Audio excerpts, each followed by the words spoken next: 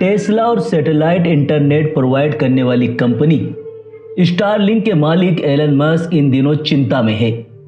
उन्होंने एक बहुत बड़ा खुलासा दुनिया के सामने किया है।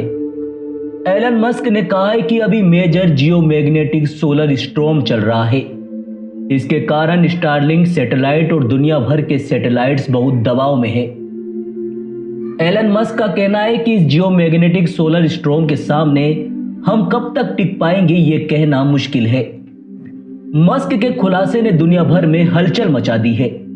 आखिर ये जियोमैग्नेटिक सोलर स्टॉर्म क्या है, आइए आपको बताते हैं। लेकिन अगर आपने अभी तक हमें फॉलो या सब्सक्राइब नहीं किया है तो अभी ही कर लीजिए। चलिए शुरू करते हैं। एक मजबूत सौर तूफान पृथ्वी से टकराया है। इसे भूचुंबकीय तूफान भी कहते हैं, जो हमारे नेविगेशन, संचार और रेडियो सिग्नलों को प्रभावित कर सकता है। तूफान से पृथ्वी के ध्रुवों, नॉर्थ साउथ पोल के आसपास ऑरोरल एक्टिविटी बढ़ जाती है, यानी नॉर्दर्न लाइट दिखाई देती है।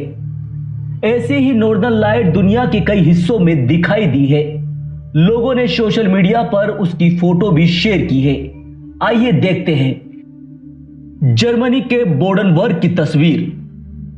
सैन फ्रांसिस्को के एक हाईवे पर ली गई तस्वीर, जहां उत्तर दिशा में नॉर्दर्न लाइट नजर आ रही है। एस्टाकाडा, ओरेगोन में रात में आकाश में ऑरोरा बोरेलिस का नजारा देखने लोग घरों से बाहर वक्त बिता रहे हैं। तस्वीर एस्टाकाडा की है। ऑरोरा लाइट्स का यह नजारा करीब हफ्ते भर तक आकाश में रह सकता है। रूस के ओमस्क रीजन में साइबेरियन सिटी में तारों में ऑरोरल बोरेलिस का नजारा।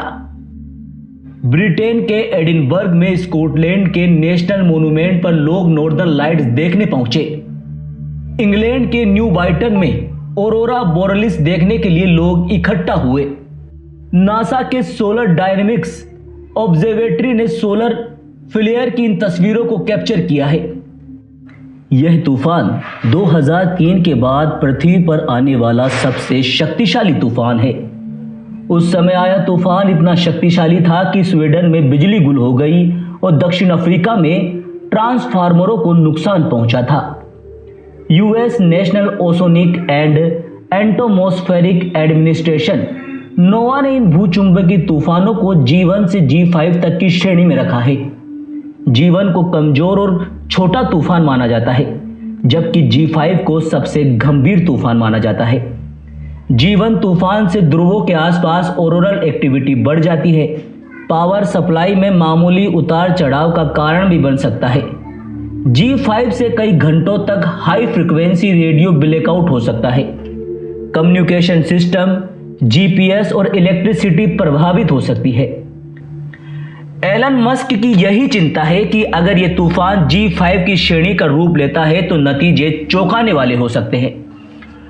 आप भी हमें कमेंट बॉक्स में बताएं, अगर इस तूफान से पूरी दुनिया का इंटरनेट ठप हो जाता है तो आप क्या करोगे। दोस्तों, आज के वीडियो में सिर्फ इतना ही। मिलेंगे एक और नई वीडियो के साथ, बने रहिए हमारे साथ।